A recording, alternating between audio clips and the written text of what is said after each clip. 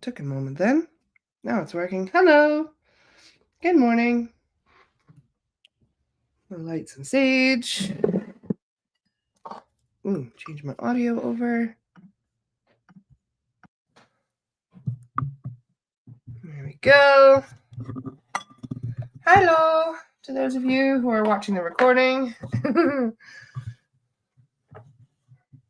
Good morning. There we go. Now everything's good.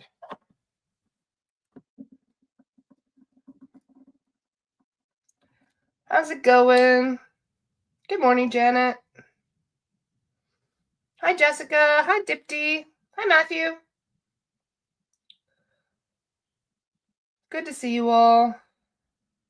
Hi, Wade. Good morning, Wade. Thank you for that. Hi, Lori. I got both Loris at the same time. Hello, both Loris. Good morning, Bernie. Hi, Izzy. You know, I contemplated not doing the podcast today. I was like, oh, maybe I'm just not feeling it today. But then I saw Izzy's comment. And I was like, I can't let Izzy down. I'm coming on. I knew you were looking forward to hanging out this morning, Izzy. So here I am. I'm still sick. Or I don't know what I am, to be honest. I'm healing. Sorry. Yeah, I did it again. I'm healing. No worries. It's good to see you all. I had quite a weekend. Actually, quite a week in general, which is why I'm finishing my coffee here. Let me finish prepping my coffee here. What have you guys been up to? Did you guys have a good weekend? Anything interesting happen?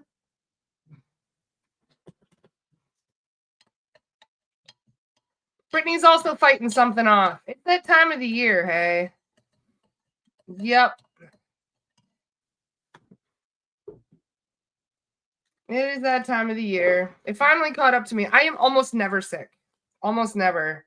You know when I get sick? When I overdo it. When I overdo things and I overextend myself energetically, that's when I get sick. And I certainly did that this week. I have 280 pending bookings right now. And I've done everything I can to catch up. I'm still doing 20 clearings a day some days, maybe more. And I'm stuck around the same number because the amount of clearings that come in a day are about the same number of clearings that I can do, maybe a little bit more. So like every day I get a little bit more behind. So we are working on this new website. This is the Astara SRT website. This will be all of my students. All of my certified practitioners will be able to do clearings soon for the community. So we're setting up a website so that way you guys will be able, the whole goal here is so that you guys don't have to pay for emergency cases. I don't think you understand how much it bothers me that people have to wait 4 weeks for a clearing when they're getting harassed on the nightly basis. And it's hard to choose. Like, as I'm going through my clients, I'm like, okay, does this one seem like it can wait a little bit? And they're like, dealing with blah, blah, blah. And I'm like, okay, that one can't wait. And then I looked at the next one and I'm like, okay, is this an emergency? And they're like, every single case coming through right now is heavy. We were doing cases with Adriana last night pretty late, and the cages were full. Like, I'm not even kidding. Do you know how many fucking reptilians we've taken? I'm so fed up with them. I really am. I'm so sick of them right now.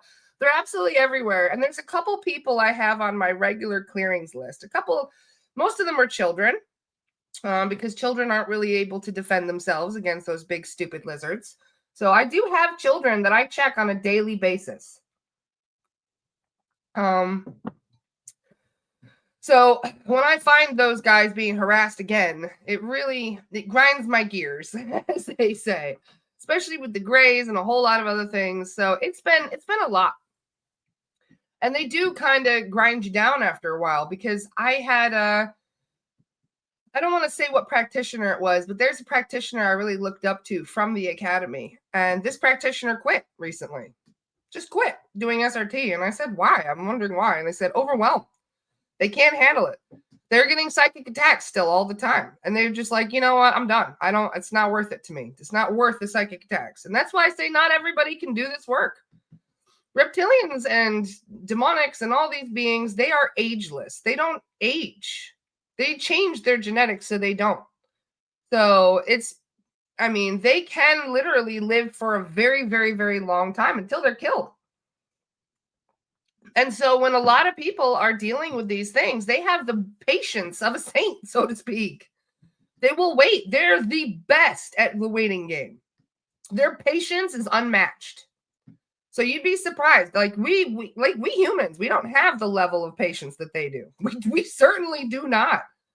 And so people like me who have this vocation in doing this work, this is why I'm here. I didn't know why I was here until, it's kind of funny. You find your life purpose when you hit 40-ish, but that is, part of why I'm here, is to do this work. And so there's an unfortunate thing about this, is that they will incessantly attack people.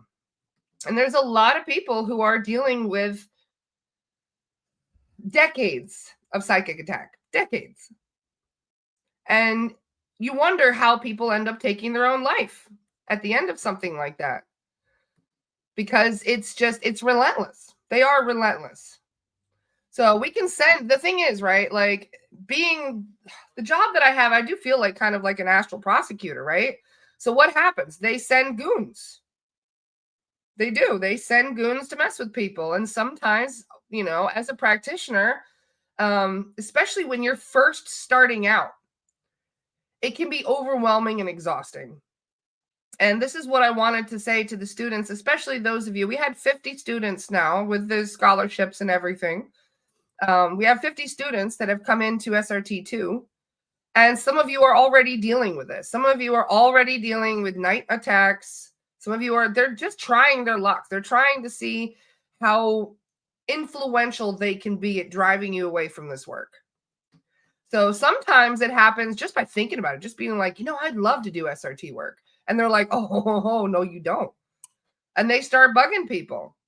But one of the things we've noticed is the fact that if you don't have a support network, if you don't have a group of people that can really, support each other in a very strong capacity, then you will probably end up quitting this work before too long. It's too much to do it as one person.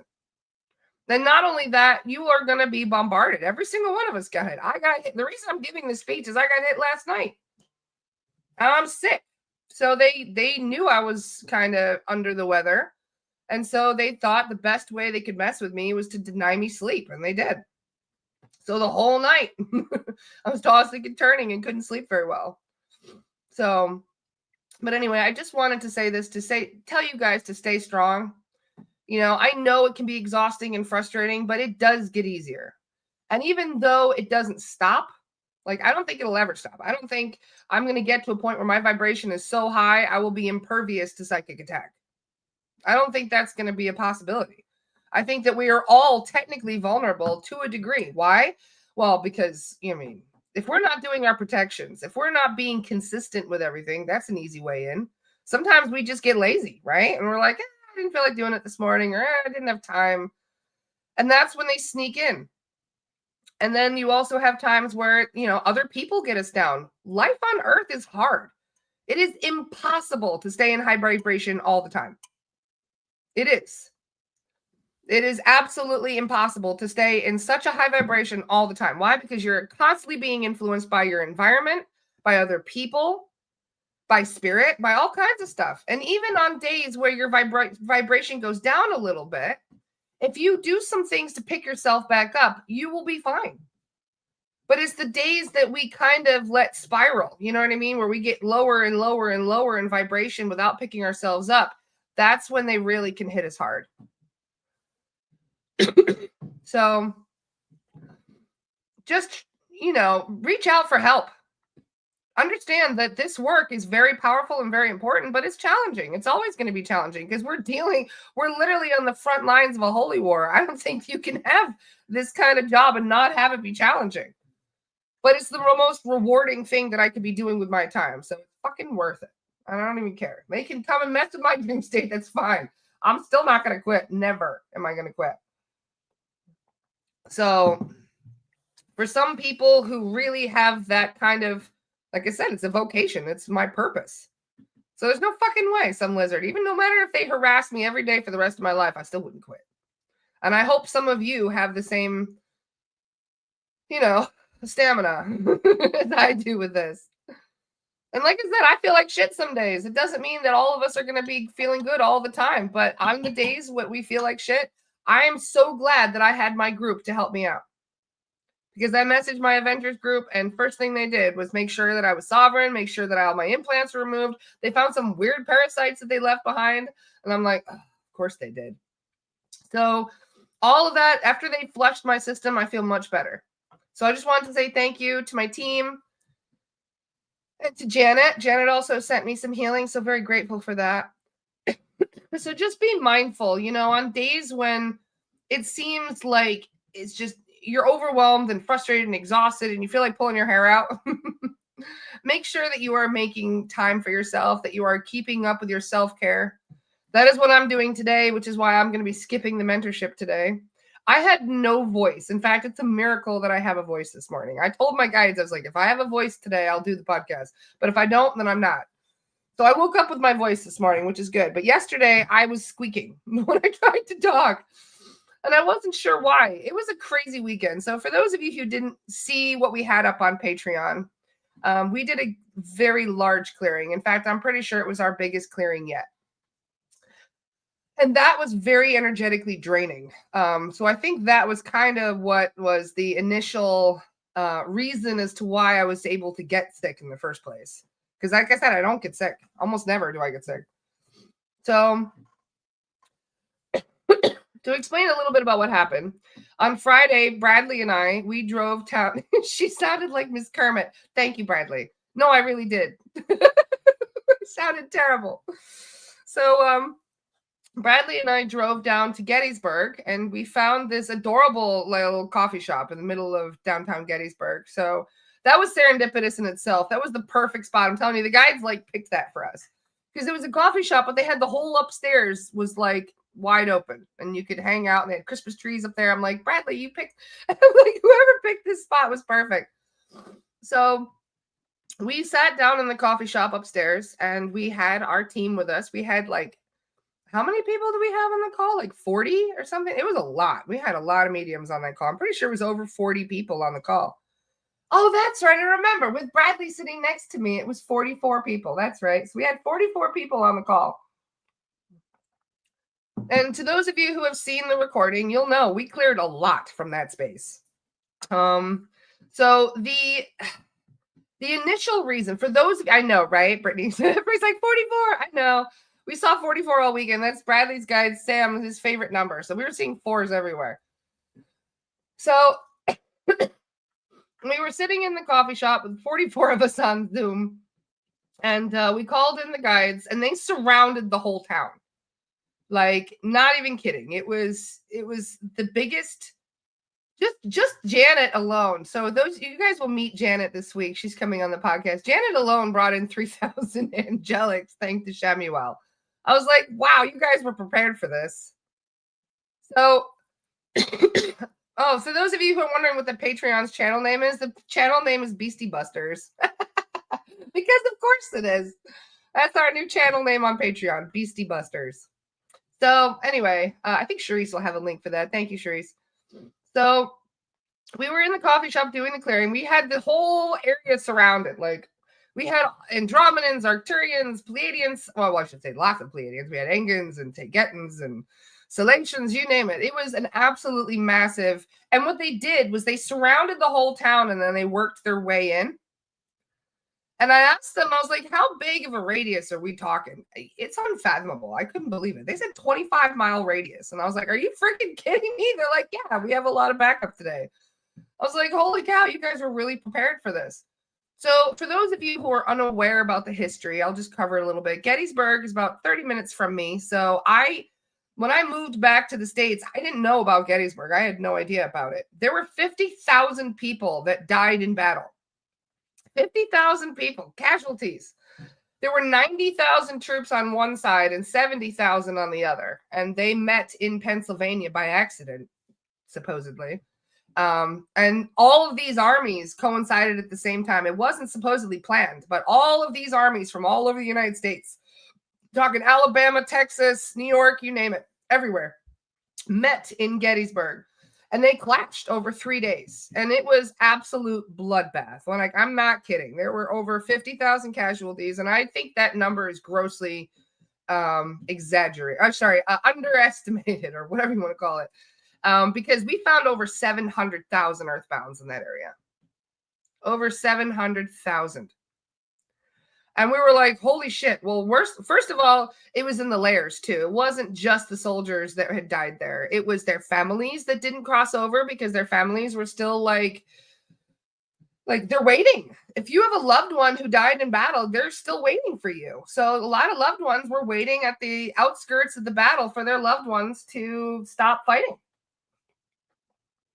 And Leanne says, I've been there. It was a very heavy place. I have a family friend that my mom has known for a very long time, and she won't even get out of the car. She got out of the car once in Gettysburg, and she got so sick, she got violently ill, that she will never get out of the car. Like, she will literally not even step one toe out of a car in Gettysburg area, because of how intense how intense the energy is of that space. It just doesn't feel good. It's not a good feeling place. It's a beautiful town, don't get me wrong, but you can feel like this, it's just this eeriness to the whole place. And so, yes, Bradley says there are so many loops. There were an insane amount of loops. People were stuck in death loops. They were still fighting. And it was crazy. As we're doing the clearing, I could see horses dying. I could see dogs. There were cannons firing. Like, people, it was fucking madness. So we clear a whole lot of that. And part of that, I could feel like I had head to toe chills, and I didn't even put 2 and 2 together. I died at Gettysburg. I talked about this a couple times on the podcast here and there, but I was one of the casualties. And I thought to myself, well, thank God I crossed over. I don't know how I did it. They must have pulled me out or something for me to not be an earthbound in that battle. I don't know how that happened, because I should have been stuck there.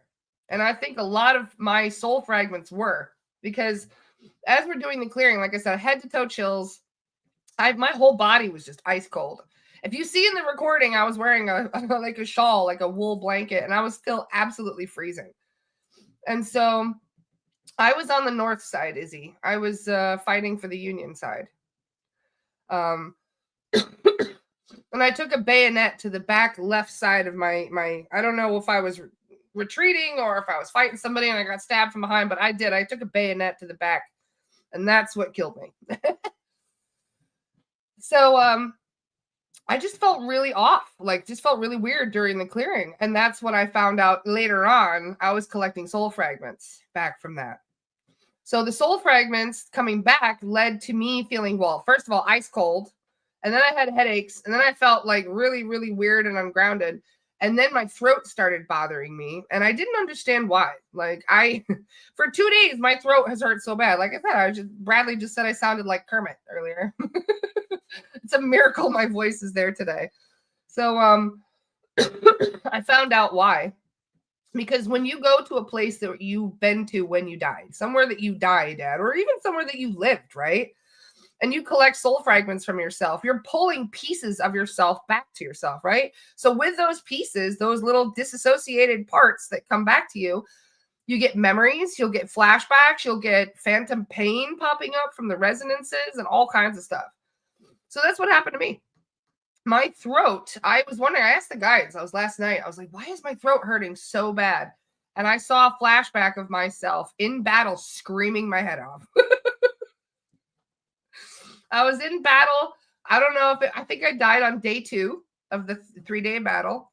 On the second day when I was there, I'm telling you, I got it hurt so bad to speak, and I had no idea why. I was screaming my head off in battle. I lost my voice in that lifetime. So as I pulled back all those soul fragments, I lost my voice in this lifetime. I was like, okay, that makes sense. I'm like, that checks. Okay.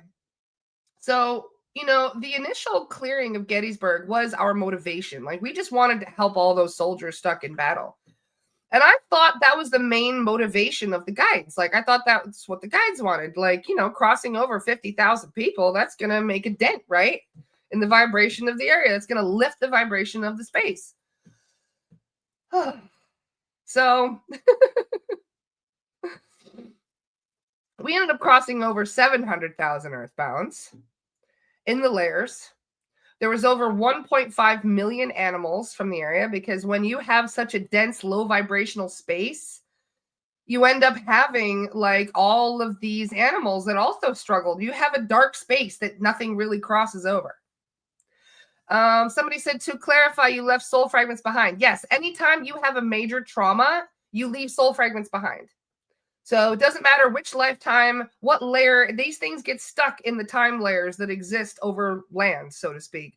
So if you, like, let's say you were burned as a witch in Scotland. If you go to Scotland and go towards the area that you lived in when you were killed as a witch, you're going to start pulling back soul fragments. And as you start pulling back soul fragments, you're going to get memories. You're going to get weird feelings. You're going to feel just really strange. It's happened to me a lot, because I've traveled a lot. I've been to over 50 countries, and I've been all over this planet for 12,000 years. So everywhere I go, I've been collecting soul fragments as I go. Dipti says, if we call it back, would they come back? It depends on whether or not they're ready to be called back and whether or not they're stuck in the layers. The reason why I didn't get mine back was because they were in the layers. So as we clear the layers and lift the layers, which is the time layers, all these things rise to the surface, including the earthbounds, the entities, the soul fragments. So you'll hear in the recording that there was a lot of entities.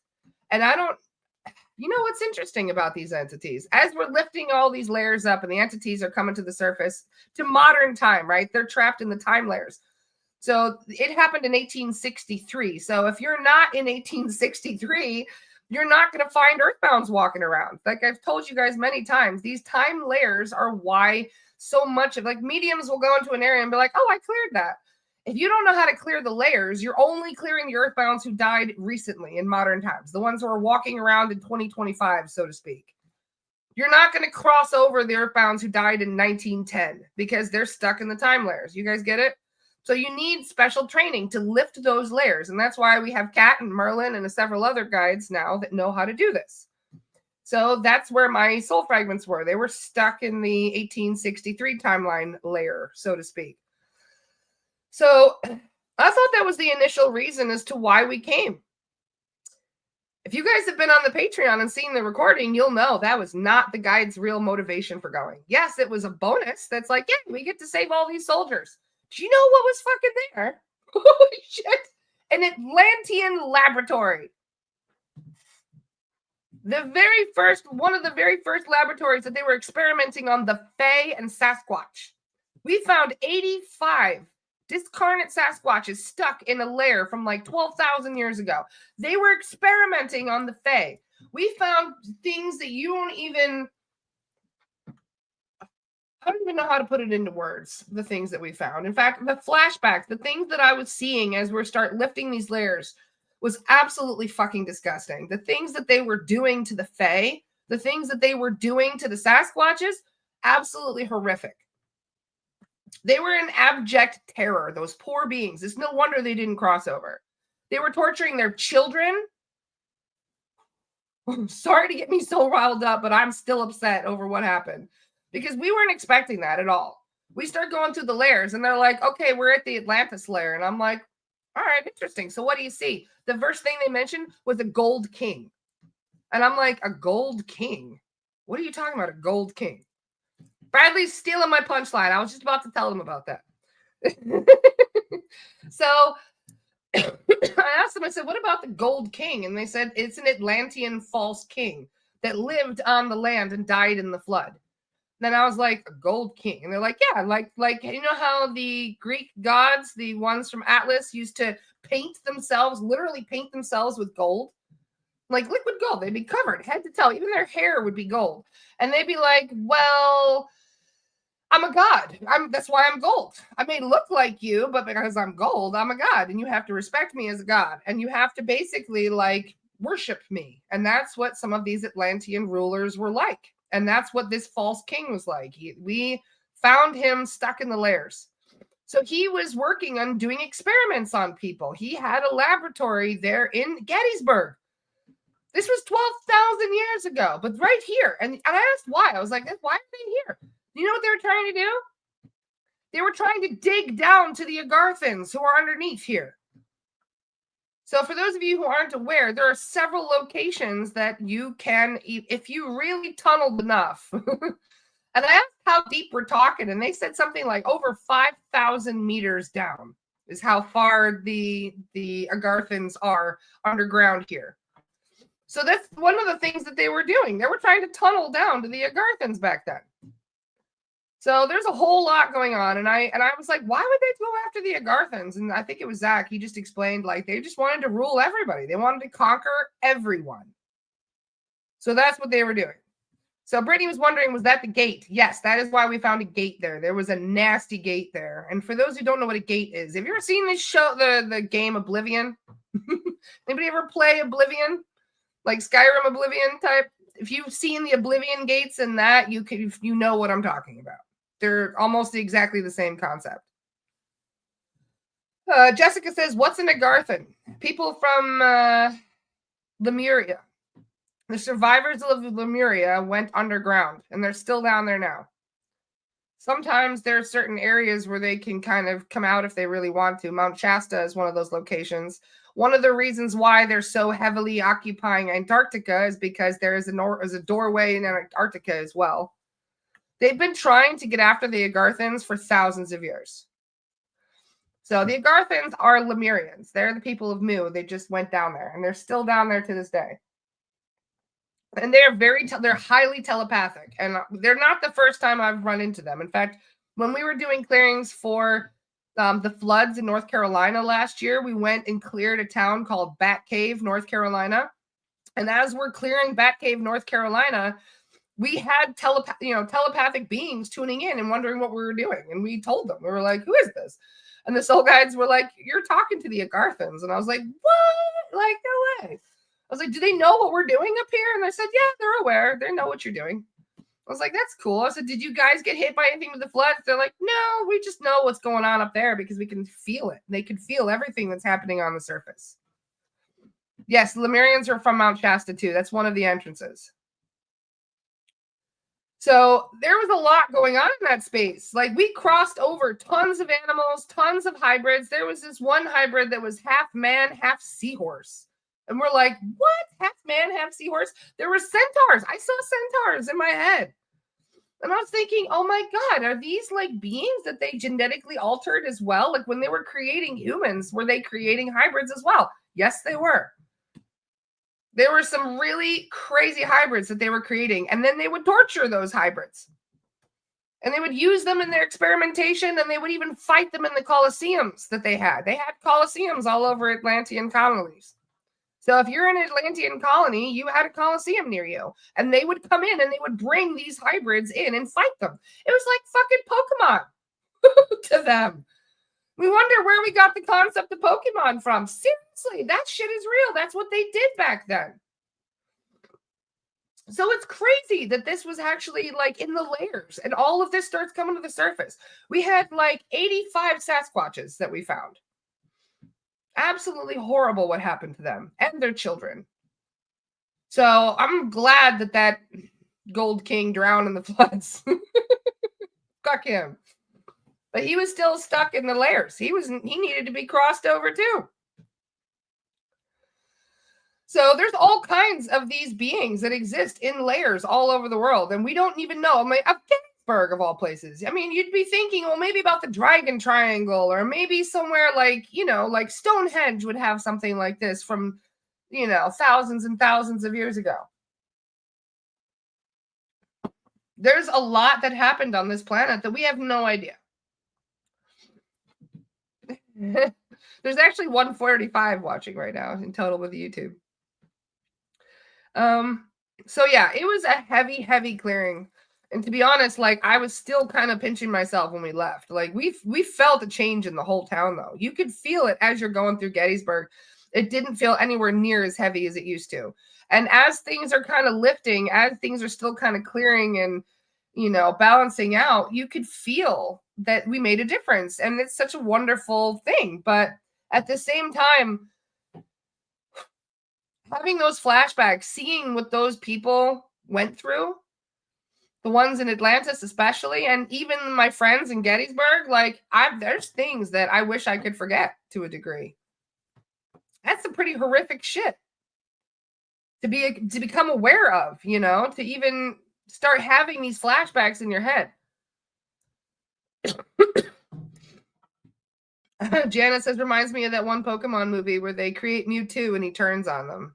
Well, there you go.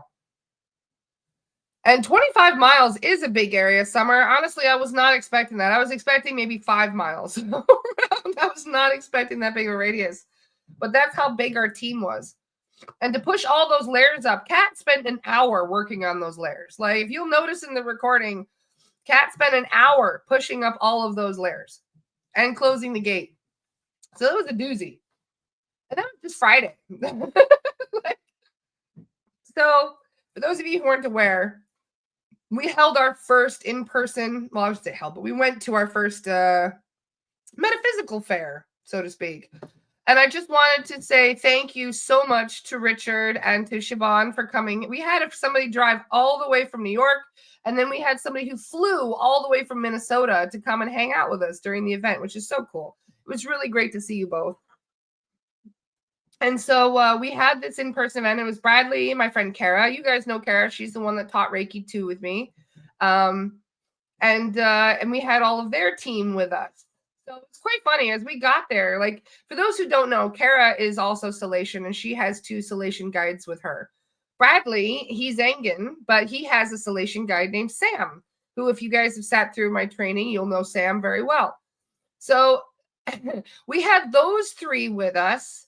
And then we also had some support that was being sent from some of our mediums that weren't around. You know, they were just kind of, we had Kat and Carolyn and a few others who would send some of their guides to help us out. So we had quite a large team with us when we went to this hotel in Gettysburg for this event. It was the Eisenhower Hotel, which I found kind of funny. So we go into the Eisenhower Hotel and we're setting everything up. And it was very quiet. Like, it was probably one of the quietest events I've ever been to. In fact, I was talking to some of the other vendors and they were like, this is abnormally quiet. It was very strange how quiet it was. So we decided we were going to do a clearing on everybody there. Everybody in the building, including the staff and the people who were renting rooms there, got a clearing on Saturday. Everybody got a clearing. We found, I think, like 50 imposters, I think it was. There was a lot of imposters in the building. So we cleared all the imposters. It was kind of funny. I'm like, Bradley, do we have, like, what about this person? What about that person? And he'd be like, nope, that's an imposter guy. Nope, that one's okay. That one's got a good one. I'm like, what about the woman behind us? And he's like, oh, demonic. It's like, yeah, shit, there's a demonic. Yeah, there is. I'm like, see? So we started clearing all of these people.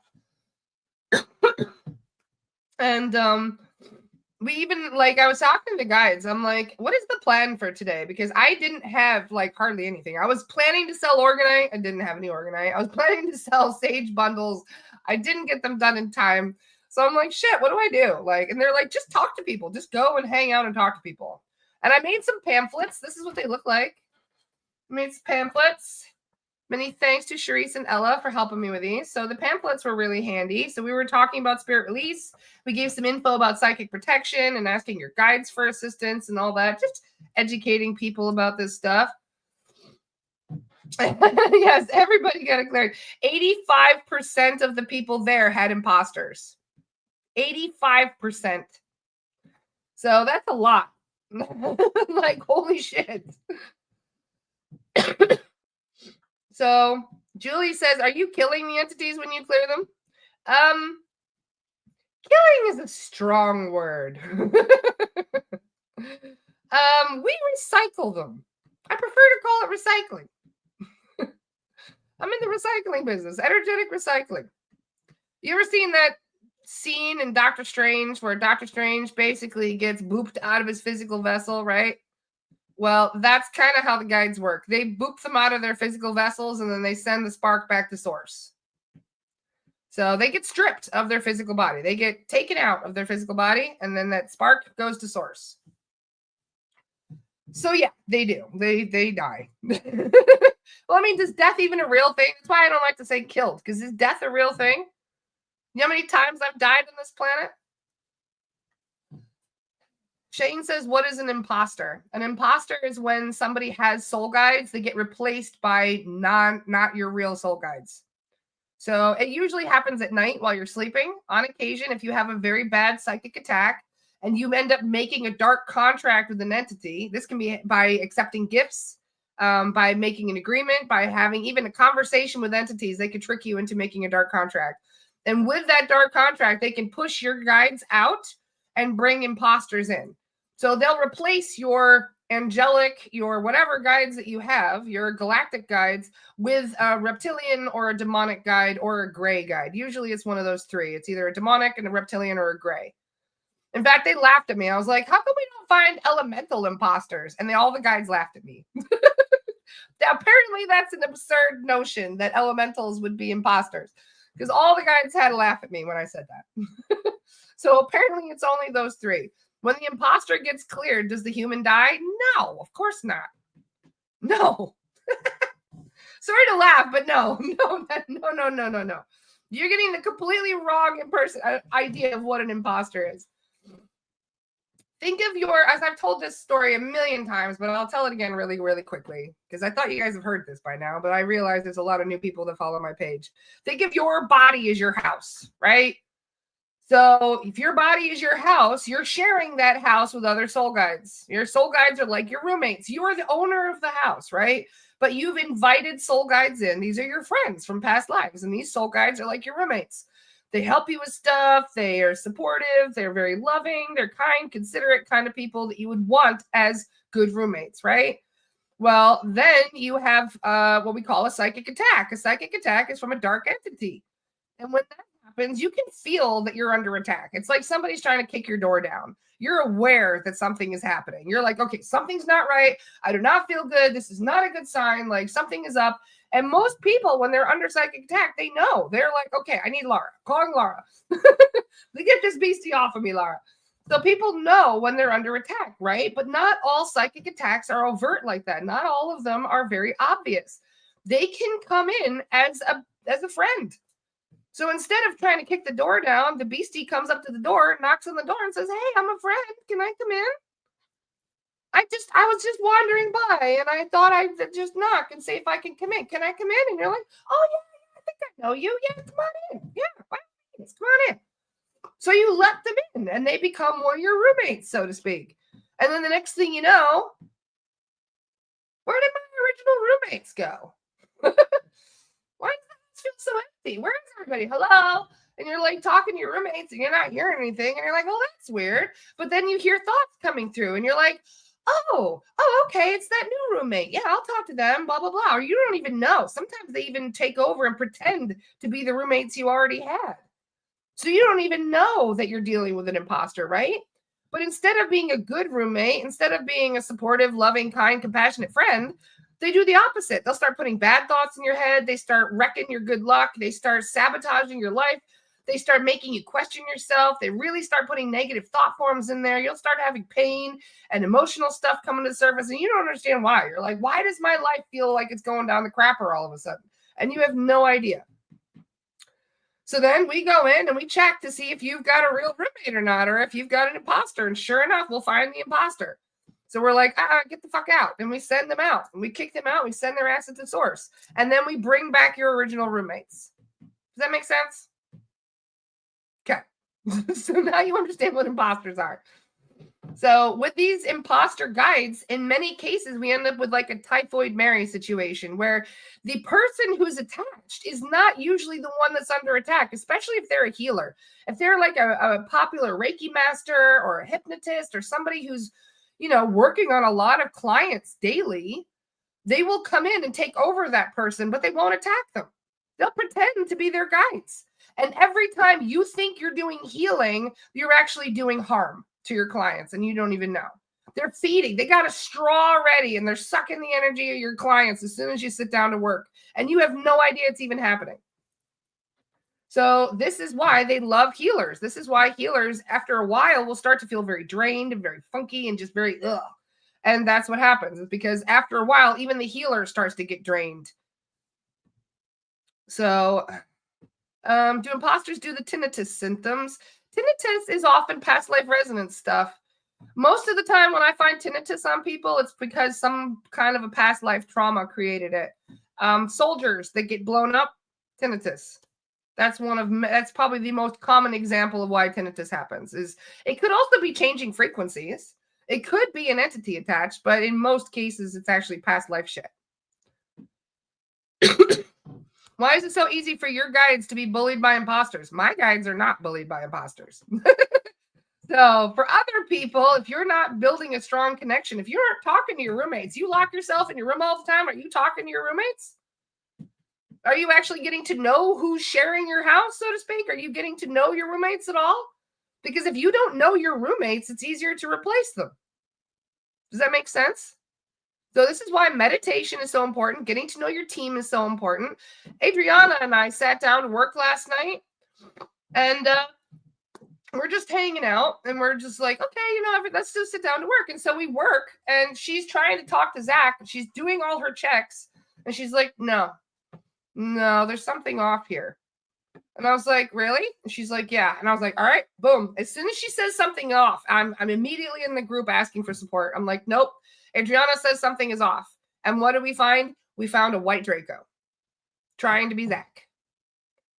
So it was telling her, oh, maybe you're just tired. You're just tired. It is Zach. I'm Zach. I'm just a little tired today. You're just not well tuned in. You're you're overexhausted, that sort of thing. They'll start gaslighting you and telling you that you are, you're just making it up. You're fine. Sure enough, we had them check, and Sam and Carolyn checked, and that's what they found. They found a white Draco. And I'm like, what are you doing here?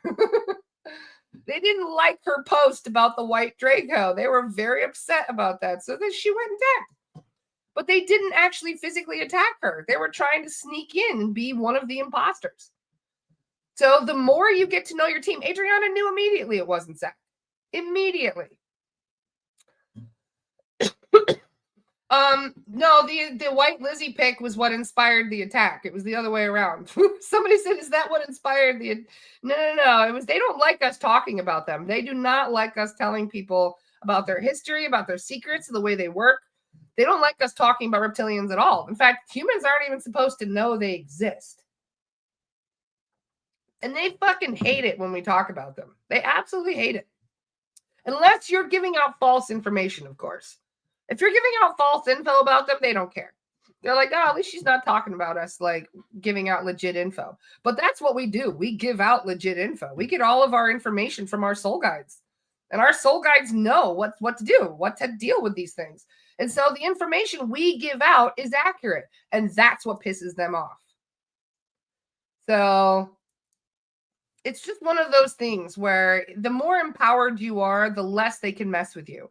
But if you're not really in tune with your team, if you're not aware of the ways that they can mess with you, then there's all kinds of things that they can get sneaky about. So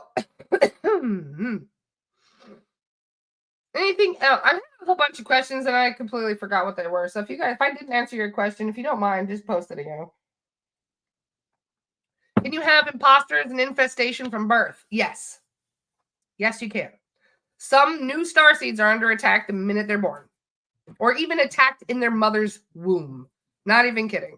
Many of my clients had that. In fact, if you were attacked in the womb, it makes it very hard to tether your silver cord, and that can cause a lot of problems later on in life.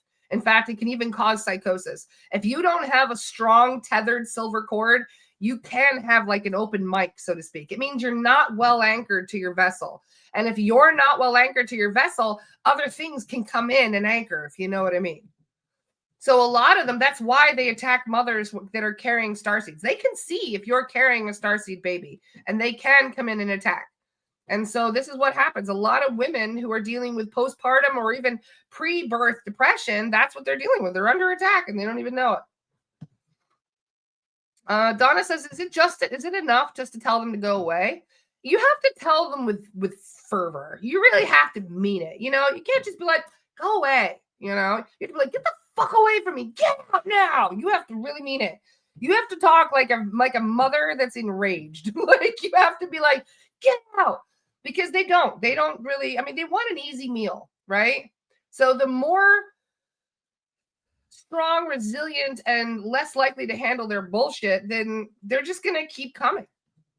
But if you are empowered, if you are actually standing in your power, if you are awake and aware and doing your psychic protection and trusting in your team and really just knowing how to handle yourself, they can't touch you. And that's what they don't want. In fact, one of the biggest things that we deal with these guys is just them pushing people around in their dream state. That's when you're most vulnerable, is when you're in your dream state. So I've noticed that love also repulses them. I've learned this a couple times where I actually thought it was my guides coming in. I've told you guys the story about when I was in the flotation tank. I was in the sensory deprivation tank floating in salt. And I heard somebody come into the room. I felt somebody come in the room. The room was locked, and I still felt somebody come in. And they started knocking on the hood. And I thought, oh, this must be one of my guides or one of my galactic friends. Hi. And I started blowing kisses at it. And it left. And I was like, oh, that was a quick visit. Like, I didn't think anything of it. It was a reptilian. I found out later on that evening. I asked my guides, I said, who was my visitor while I was in the tank? Who came to say hi? And they were like, hold on, let's review the tape. And they went and looked, and they were like, oh, that was a lizard. I was like, are you kidding me? And they're like, yeah, I was knocking on the hood trying to scare you. And I'm like, so what happened? And they said, you were blowing kisses at it, and it was so repulsed, it left. It was like, ugh, get away from me. And it left. So I was like, okay. So yes, blowing kisses at reptilians works too. Saying, I love you, I love you, I love you, I love you, and just blowing kisses at them will work too. They absolutely hate it. You know, it's like repulsive to them. So yeah, love works too. But when you're under attack, it's not exactly easy, especially if they're messing with you in the middle of the night.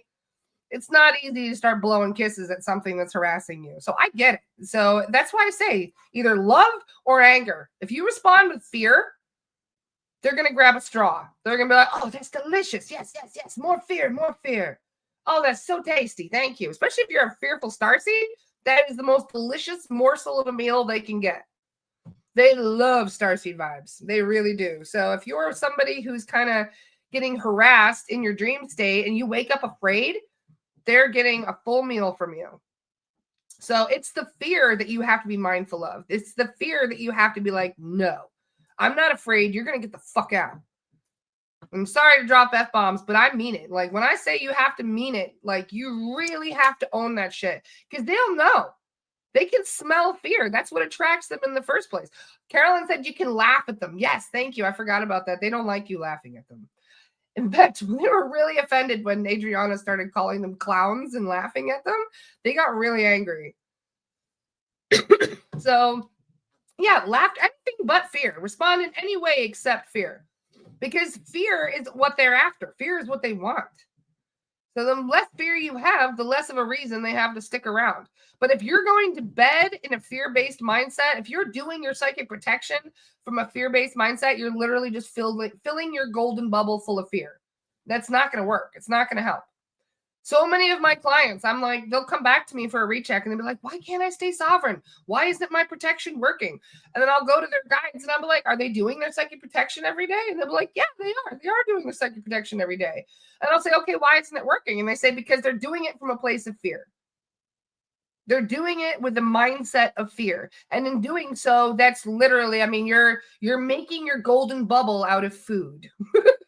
Okay, it's not going to work. Brittany says, I'm not scared anymore, just annoyed. Oh, I feel you on that, Brittany. Completely. That's exactly how I feel. I'm not scared of them in the slightest. Not even a little bit. Because they can't. What can they do? In most cases, because they are not physical beings, unless they are so there are very few officers that have technology to where they can manipulate the physical.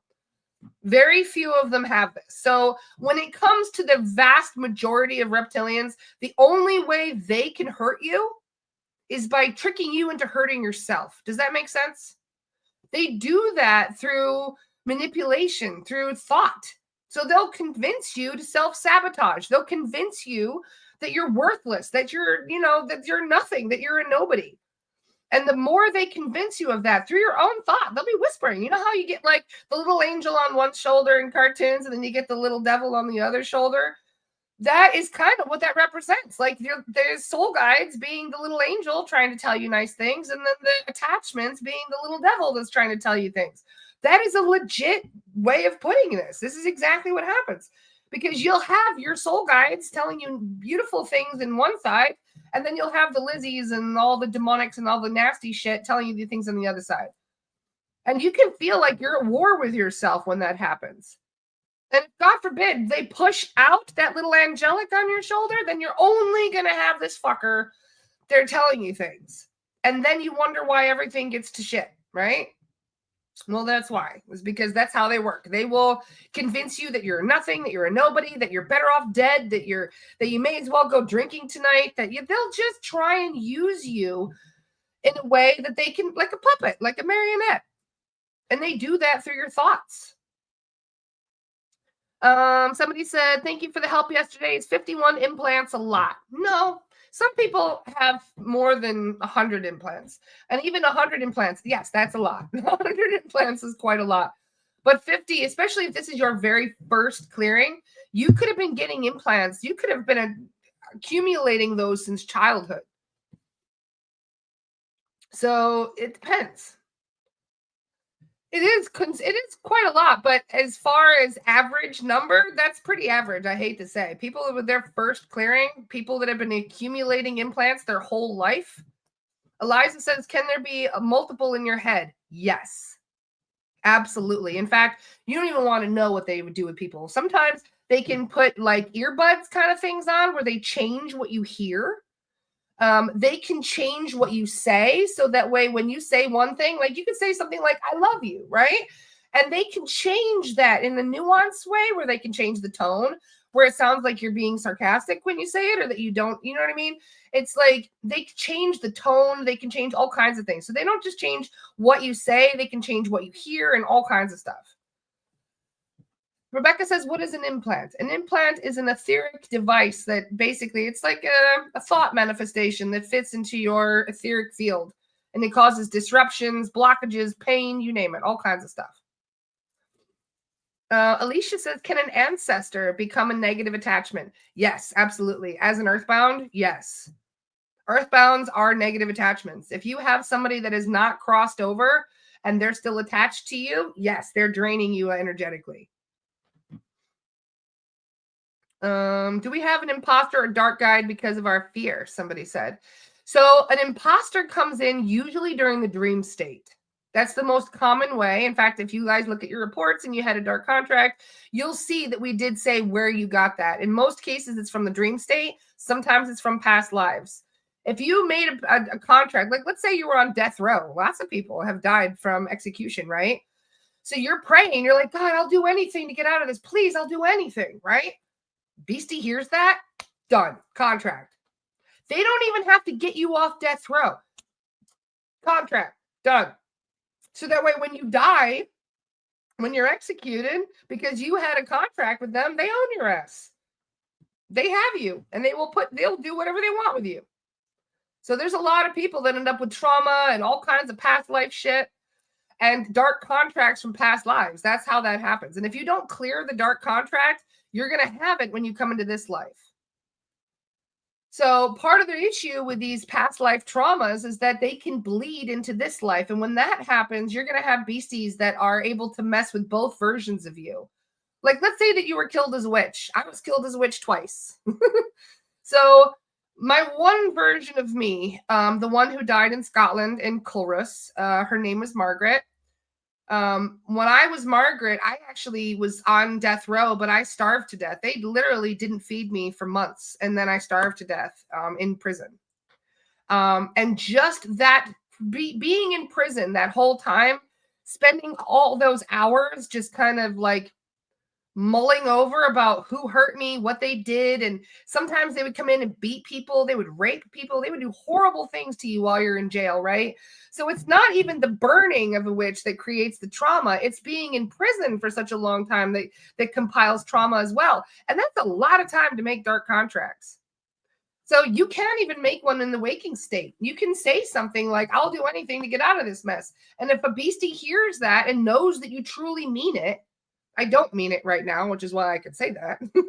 But if I did mean it, I sure as hell would not be saying it, because I know they're always listening and they're always looking for an in. So with dark contracts, usually they come from past lives or the dream state. In the waking state, I found a client I think it was Saturday, and this client is a medium. And she was trying to connect to her team, and she was frustrated. She was feeling blocked, right? She didn't know that the blockage was an entity. So she's feeling this block, and she's trying to connect to her team. And out of frustration, she made a dark contract with one of the imposters that had pushed out. I should say it wasn't even an imposter yet. It was just a roommate in the house, so to speak.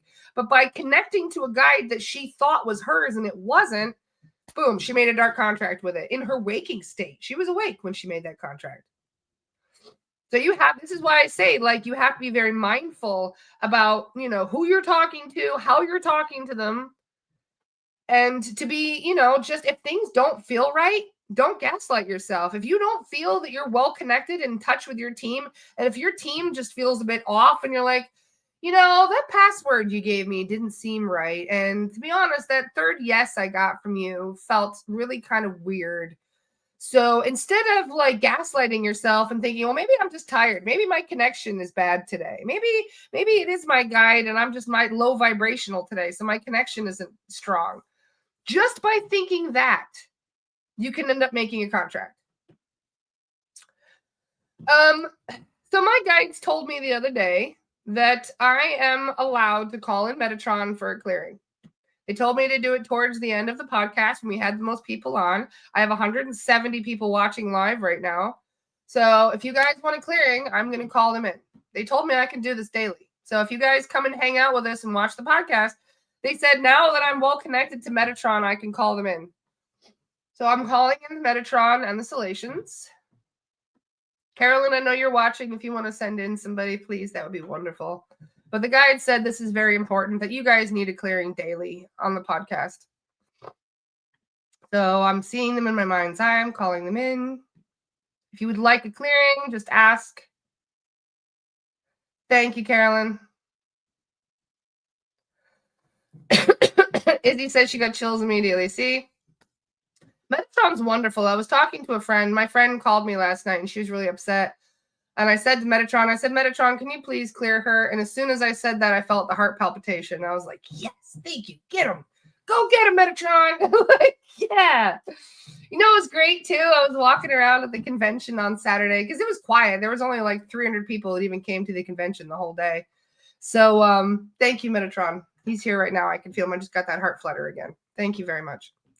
So he's checking you guys right now.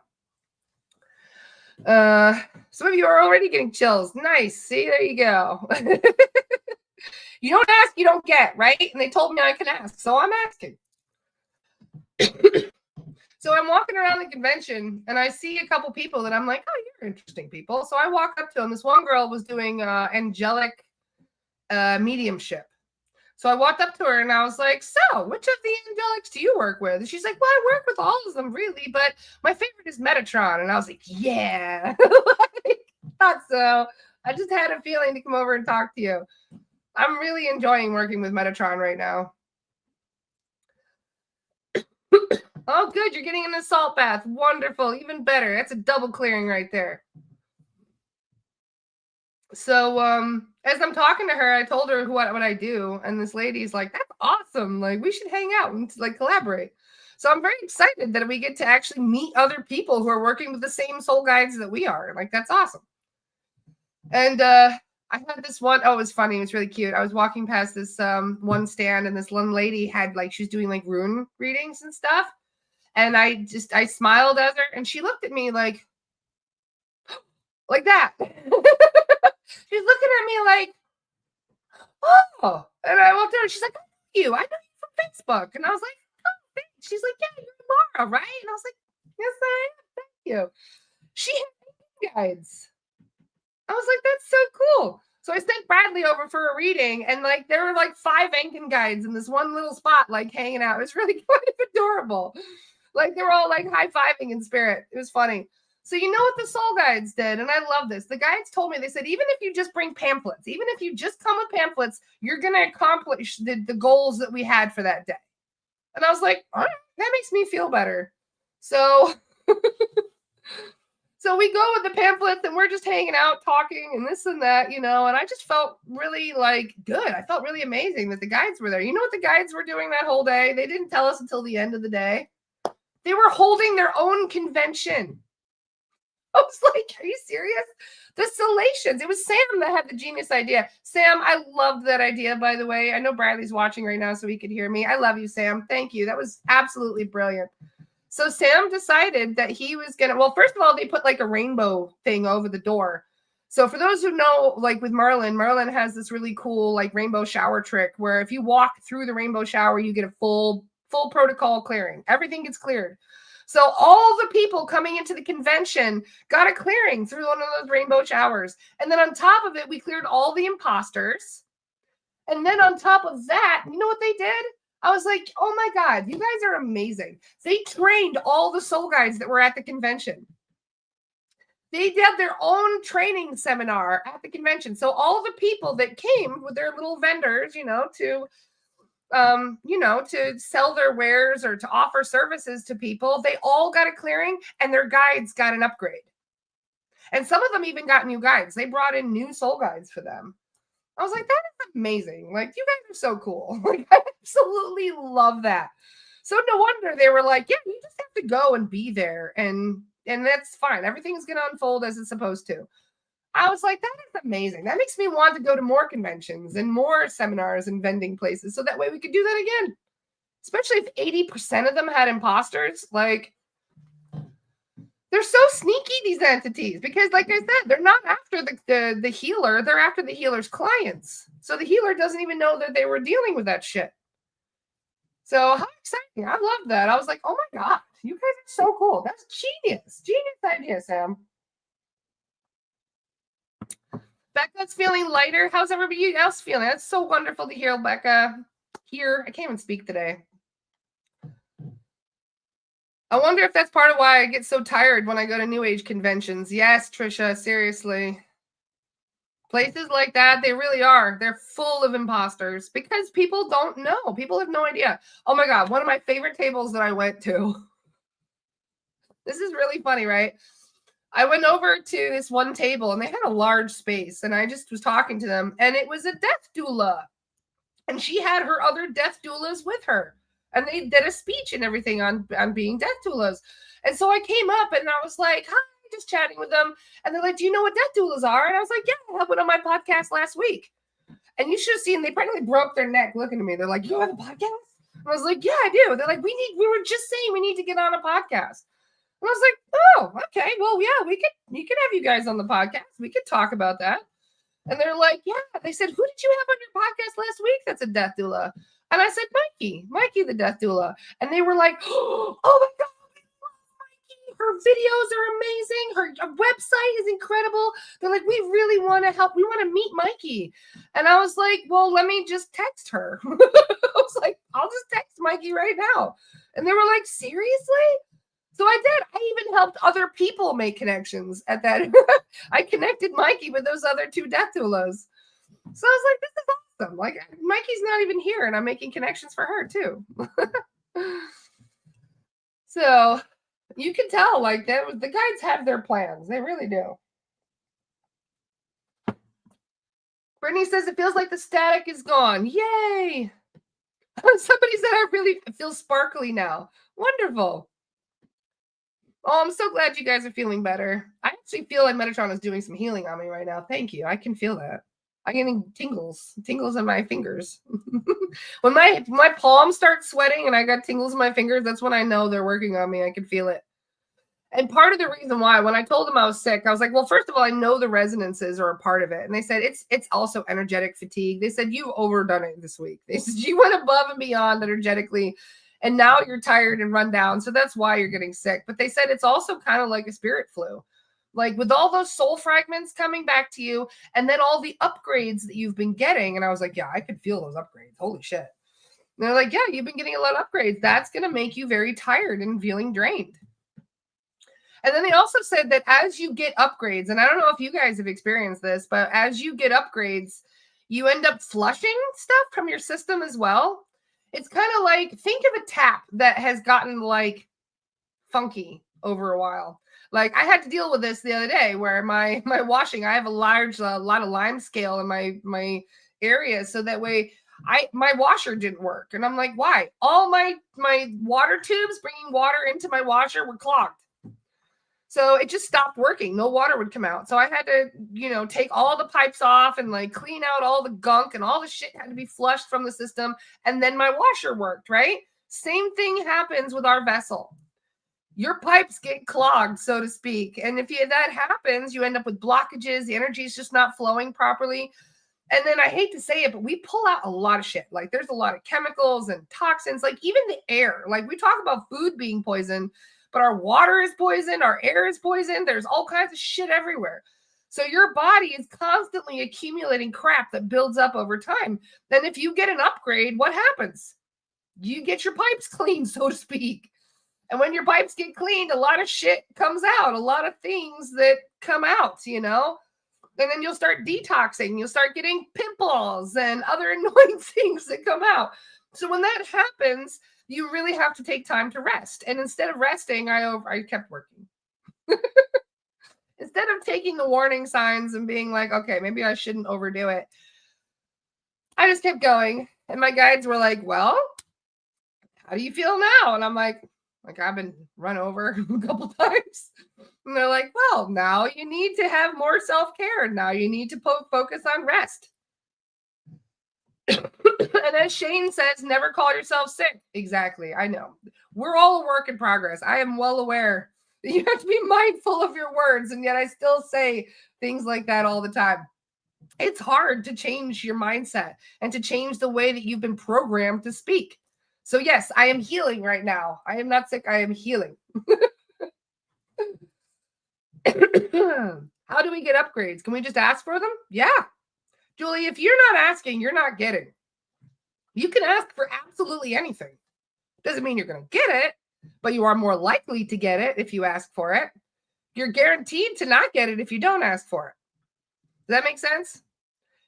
The soul guides, your higher self, all of these wonderful deities and ascended masters and wonderful beings, these angelics that we work with, they all respect free will. They will never tell you that, you have to do something, or that this is absolutely, essential. Like they'll never put pressure on you. They have nothing but love and care and consideration for you. So if you ever feel like you're being pressured, if somebody's like making demands on you, that's not your soul guide. That's an imposter. They'll make suggestions, like they're telling me to quit my smoking of reefer. They're like, instead of saying, Laura, you have to quit smoking pot. You're just done. You have to stop. They won't say that. They'll say, would you like your gifts to come online more? Would you like to be able to remember your dream state better? Would you like to be upgraded faster? Would you like your vibration to go up higher? Yeah? Well, guess what? You're gonna have to give it up for a while. That's what they'll say it. That's how they talk. They don't tell you, you're gonna give it up, or whether you like it or not. Right? So this is why, they will lovingly make suggestions, but they will never tell you that you absolutely have to do something. I haven't smoked in 3 days, for the record. For those who aren't aware, I'm doing a cleanse in a couple days. I'm going to do that detox, and I will be detoxing from cannabis as well, or at least trying to. I'm a lot of talk sometimes. We'll see. It's hard to quit something you've been doing for 25 years. So I've cut it back many times. I've even gone 6 months hiatus without it. But then after that 6 months, I couldn't wait. I was like, oh, I just need that again. I always go back to my love of cannabis. It's my favorite thing on this whole planet. I can't help it. I just love it. It's not even like I need it. It's just love. Like pure love. I love everything about it. Except for the whole suppressing your dream state thing. Well, actually, I don't know. I had nightmares for years, and if it wasn't for cannabis, I don't think I would have slept very well. So it's just it's no longer serving me to the degree that it used to, because as I've mentioned before, my vibration is much higher than that of cannabis.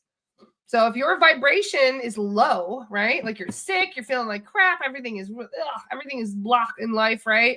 And the vibration of cannabis is up here. When you smoke, you rise up and you feel great. That's why people feel better when they smoke, right? Because they're healing and they need it, and the medicine is really effective for them.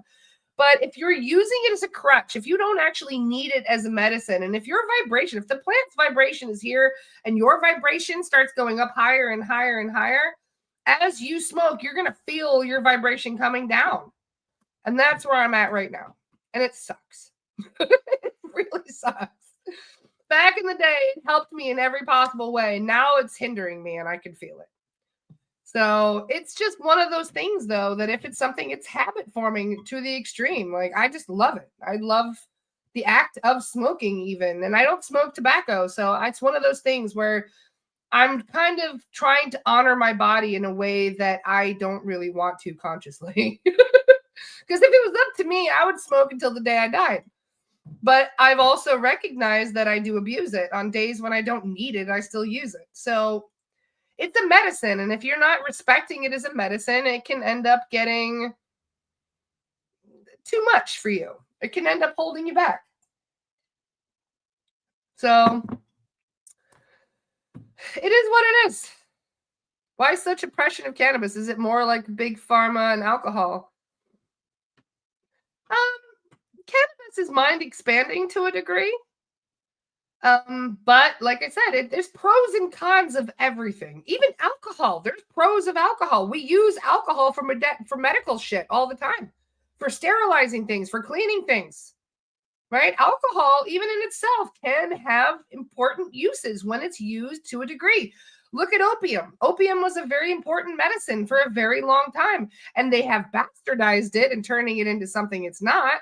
But there are things that if you're using it the natural way, in the way that it's meant to be used, it can be good for you. But if you're abusing it or using it in ways that is not good, or if you're letting it get adulterated through all kinds of horrible shit, like the government getting involved, that's when you end up changing it. Think about natural tobacco as a very good example of this. Tobacco is a form of smudging. Tobacco actually can raise vibration. In fact, when I was in Peru, they were talking about natural tobacco and how natural tobacco helps to raise consciousness and cleanse the space. And they actually use it for help with nausea and a whole bunch of stuff. But if the government or the corporations get a hold of it, what do? They fill it with chemicals. They make it shit. So it's one of those things, if you're growing your own tobacco. In fact, it was really cool. I had a client and I do not want somebody to take this out of context. I had a client where I was doing a clearing on them, and they said that smoking tobacco was actually healing for them. And I was like, healing? And they said, yes, homegrown, like organic tobacco that they grew themselves is very healing for them. And I said, how does that work? You guys are always telling us that smoking is bad. And they're like, well, it depends on how you do it, how often you do it, what's context, how you feel about doing it. If you smoke something and you feel guilty about it, you're literally cursing it. You're instead of like, if you were to smoke it and you're like, oh my God, I love this. This makes me feel so happy. You're setting a good intention, right? But we've seen people curse their alcohol because they feel guilty for drinking. But if you absolutely love your drinking, it's got a different vibration to it. So it's all about how you feel about what you do too. So I asked, why was it healing for this client? And you know what they told me? They said she was a tobacco farmer in a past life. They said she loved being a tobacco farmer too. Like it was pure joy. Like her whole life was pure joy, just farming tobacco. And so now tobacco has a very good feeling for her, and it's actually healing for her when she smokes. And I was like, that is crazy. That has only happened once, just for the record. Okay, that's the only time I've ever heard a client or a soul guide say that tobacco is good for somebody. So I don't want you guys to think that's the way for everybody. But because she had so much love for her past life where she was a tobacco farmer, smoking tobacco, naturally homegrown tobacco she grew herself, is actually good for her. So isn't it interesting? It's all about how you feel about things. And if you are feeling guilty for doing something or feeling like it's not good and you're doing it anyway, then in a way, you're actually doing damage to it. You're actually making it more detrimental for you. But if you do it out of love, if you're like really happy about it and you're like, this is amazing, I'm so joyful every time I do this, then it's got a completely different vibration to it. Does that make sense? So It's not what you do, it's how you do it. So honestly though, I feel like most of the things that we do on this planet, most of the things that we are trying to heal within ourselves is all past life stuff. It's all things that we are trying to work out and heal within ourselves, in these layers of ourselves. So never really judge what you think might be good for you until you have a better understanding of why it is the way it is with you. And I have no idea why I love cannabis so much. There's probably been past lives where I've been smoking a lot of cannabis. There's something about it. And you know, not everybody is against it either. Lord Shiva is a big fan of cannabis, just for the record. Huge fan. Lord Shiva loves cannabis. But he didn't smoke it. He drank it. He drank it in bang, which is like a cannabis drink. It could have been the Oracle life. You know what's funny, Izzy? I asked last night to Zach. I was like, do I have a triggered past life resonance? Like, I feel like I have a resonance that's been triggered right now. And they were like, actually, yeah, you do. I was like, what life is triggered? I was fully expecting my Gettysburg life to be the one that's triggered, but they said, no, that one's been healed now. And I was like, great, that's amazing. And I said, well, what life is triggered? Zach went quiet for like 20 seconds. And I'm like, come on. I think he was depending. He was trying to decide whether or not he was going to tell me. So I'm like, come on, what life was it? And he goes, it was the Oracle life. My Oracle is triggered? Why is she triggered? Why? What happened? And they said, you had to do something you didn't want to do this week. I had something I didn't want to do. I have things I don't want to do all the time. You got to be more specific than that. And he said, well, as an Oracle, you were always forced to go against what you wanted to do. You were a slave. You were told what to do and when to do it. You had no free will. So there was a point this week where you went completely against what you wanted to do. And I was like, when was that? And he says, you'll have to figure that out for yourself. And I'm like, fine. So I've been meditating on that, trying to figure out what I did this week that I didn't want to do, but I did it anyway.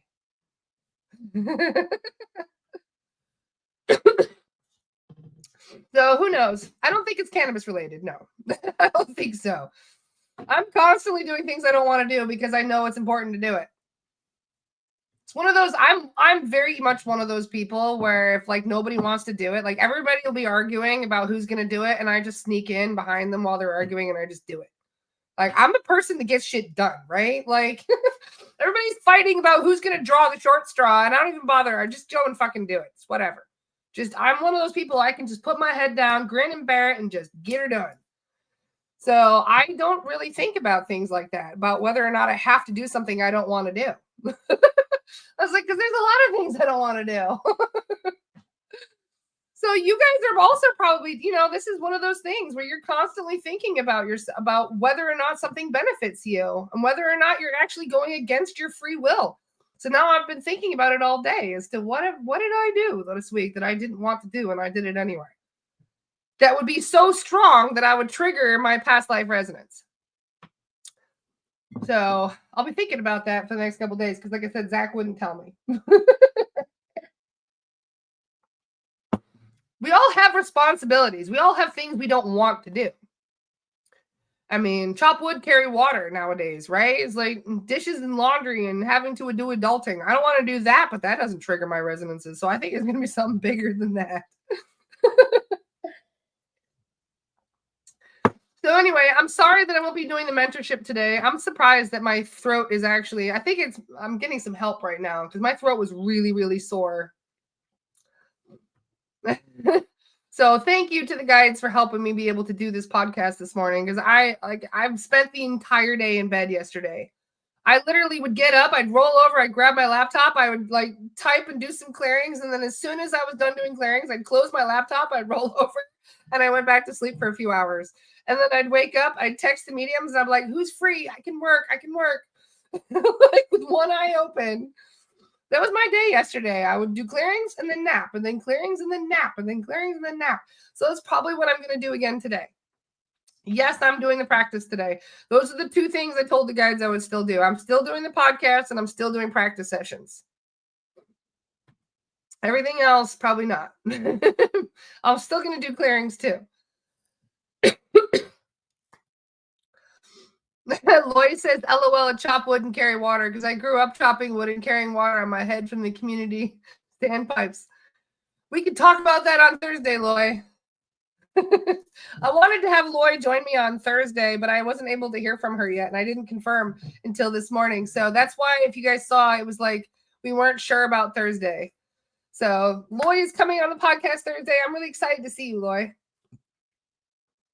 And I'm excited. So for those of you who aren't aware, we have Tammy Lepresti coming tomorrow. Tammy is going to do some numerology readings and stuff for everybody. And then after on Wednesday, we're going to have Janet. Janet is one of our newest certified mediums for the Astara Spirit Academy. And so Janet, for those of you who aren't aware, who's not in our class, those of you who are in our class already know Janet. Janet is a channel. She is a trance medium, and she channels Archangel Chamuel. And because of her connection to Chamuel, we've been getting so much more backup from the angelics. We're so grateful for Janet. She's amazing. So you guys will get to speak you get to hear Archangel Chamuel speak on Wednesday. So that'll be a lot of fun. And you guys can ask questions about angelics, because I know a lot of you guys are very curious about angelics and how they everything about them. So you guys will be able to ask questions, and then I'll basically be interviewing an angel on Wednesday. So that'll be fun. Archangel Chamuel. I'll spell it for you, Izzy. It's Chamuel. Chamuel, if you want to look him up. That's how you spell his name. And as we've mentioned before, there are many different branches of angelics. The ones that end in EL are one branch of angelics. And there's other branches that exist that most humans aren't even aware of. There's legions of angelics that we have no idea. So Metatron is from the more galactic branch of angelics. He has representations of himself as more human looking, but that's not how he actually looks. He makes himself look more human so that we understand a little bit of, I guess, so we feel more comfortable by communicating with him. But in most cases, he's like, it's like talking to fractals. Like, he's so powerful. In fact, I can feel him around me right now as I'm talking about him. So I hope you don't mind me talking about you. But he's just a very, very powerful being. And there are so many of them that kind of work alongside him that we don't even know about. So that's why it's so powerful of a clearing. Like today, when we called him in and offered to do a clearing on you guys, I mean, he's very intense energy, very, very high vibrational. But unfortunately, like many other people who are very well-known beings, there's a lot of misinformation and confusion out there. Like exactly, Sean just gave me a good example. Metatron was once Archangel Michael, right? Nope. Completely different. Completely different. He could take all kinds of different forms. Yes, his brother Sandalphon is also galactic. Yes. So if you notice, the ones that end in EL, Lloyd just said that's another popular misconception. Lloyd says Metatron is Enoch, the scribe. Nope. Enoch and Metatron are different. Nope. Metatron has never taken a physical body here on Earth. He is a galactic angelic. So no, he has not. That's what I mean about misinformation. I'm talking to the real deal here. I get to ask these questions.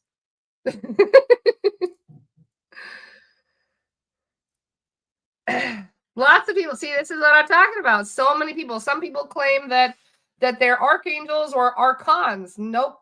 Archons are like archdemons. They are completely the opposite. As above, so below, right? So as we have beings that go up and up and up and up and up in the scale to the angelic realms, you have beings that go lower and lower and lower and lower and lower into the lower vibrational realms, right?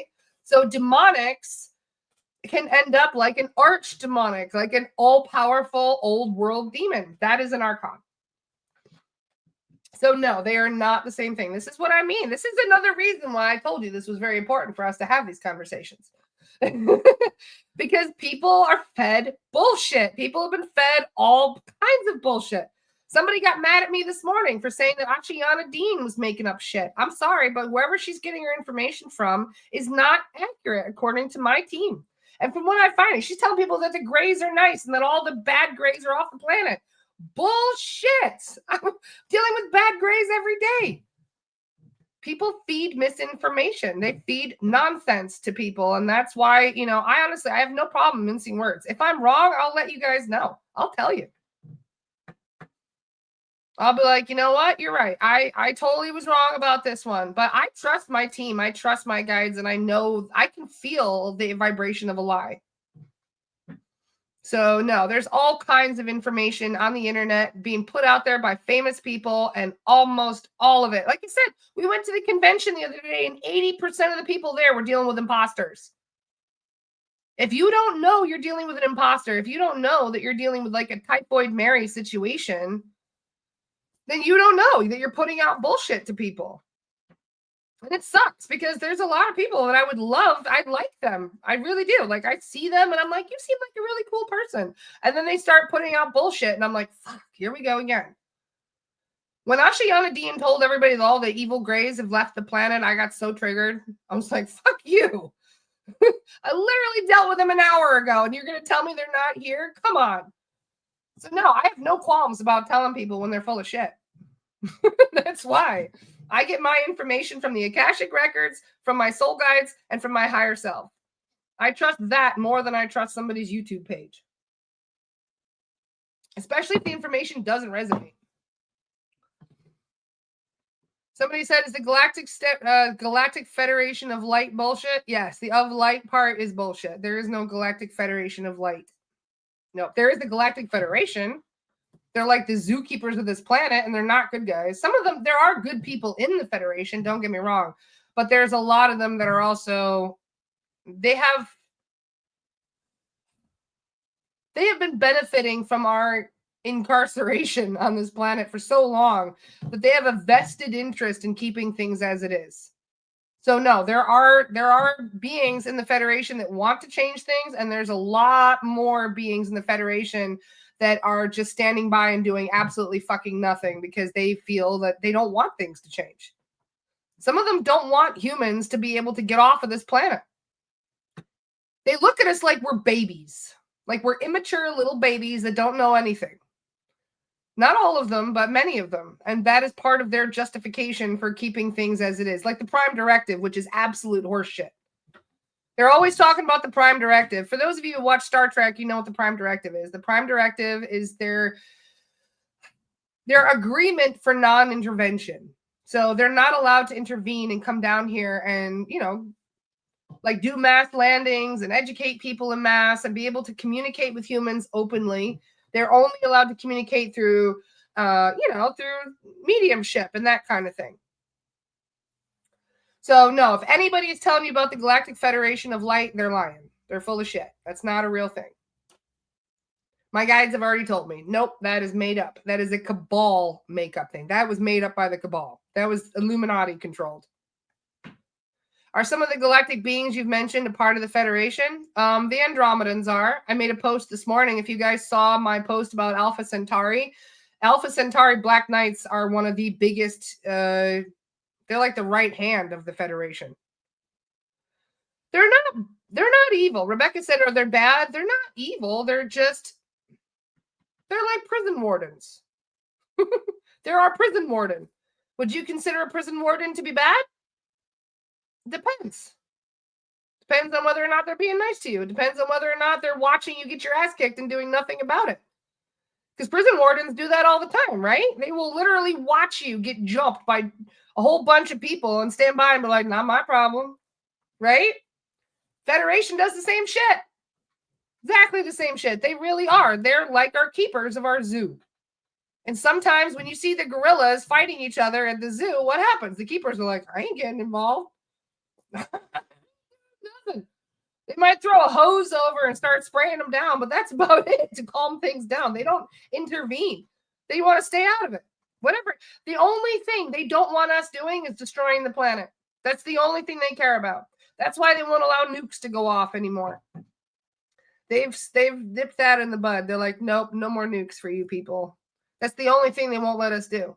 They will happily watch us destroy ourselves.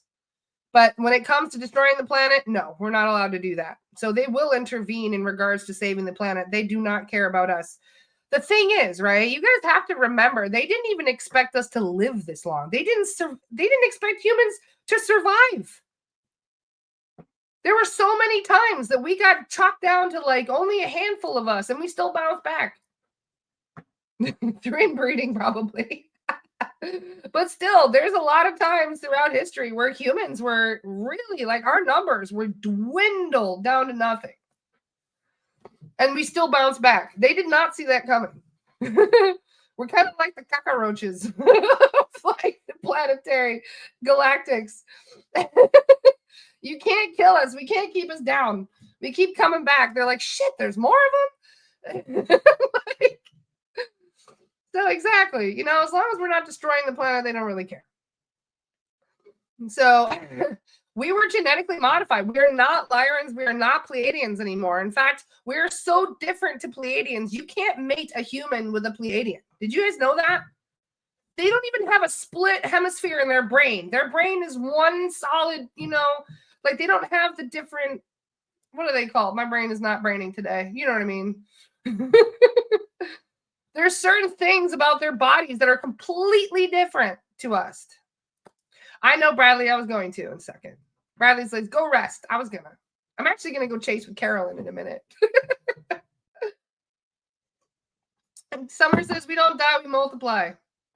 I'm feeling much better right now. I think it was the healing that Shemuel actually brought in. Thank you. Thank you, Shemuel. Thank you, Metatron. Thank you to all of our friends in spirit that come and look after us. We're so grateful. I actually feel better now than I did when I started the podcast. So I think the healing is working. But thank you for the reminder, Bradley. Any other final questions? Somebody said lizard brain and monkey brain. Remember what we said earlier about, you know, how we were kind of like a hodgepodge? We're like a mix of all these genetic races, including reptilian DNA. They used everything to create us. They took a whole bunch of parts and then put them together, and that's what humans are. So if you saw my post about the reptilian and all that thing I was joking about, the reptilian aspects, every human does have some little bit of reptilian DNA. Mm-hmm. And a lot of it, this is their RH factor.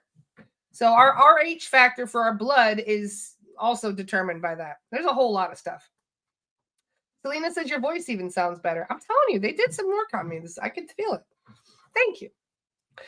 So anyway, we will be on the podcast tomorrow with Tammy Lopresti. So for those of you who are interested in getting some of your numbers read, that will be a fun one. But I'm totally going to go get back into bed in a minute. I am exhausted. Even though I feel better, I could definitely feel I'm still drained. So thank you guys for hanging out with me this morning. I can't believe we still have 165 people watching right now. I must have been saying interesting things today. Brielle says, so we are Frankenstein? There's so much on this planet. Keep in mind, like, what I've discovered recently by going through the Akashic Records to write about the Orion Wars. When we asked to go back in history, we went before there was physical matter. I was not expecting that. I thought we were going to go back to, like, I thought we were going to go back in time to, like, when everything was peaceful in the universe, right? Before the lizards got here. No, when we said we're going to the beginning of the Orion Wars, they took us back to where they started. There was an ancient race of beings that were light beings, and these light beings created physical matter, and they created it for themselves. So they would have a vessel for themselves. They created their own physical bodies that they could get into. And in doing that, they created everything. They created all physical matter. They created all species. They created all kinds of stuff. So we'll talk more about that another time. Probably when Adriana or somebody comes on the podcast. But there are ancient races that created everything that we are and then some. So it is definitely a very interesting topic that we'll have to discuss one of these days. I really appreciate you guys that are sharing my live. Janice says, I've been sharing your lives more. Thank you.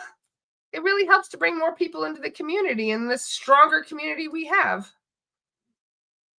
Dipti says, yes, lemon, ginger, turmeric, and salt. I have all of those things. So I will go and do that now. Thank you, Dipti.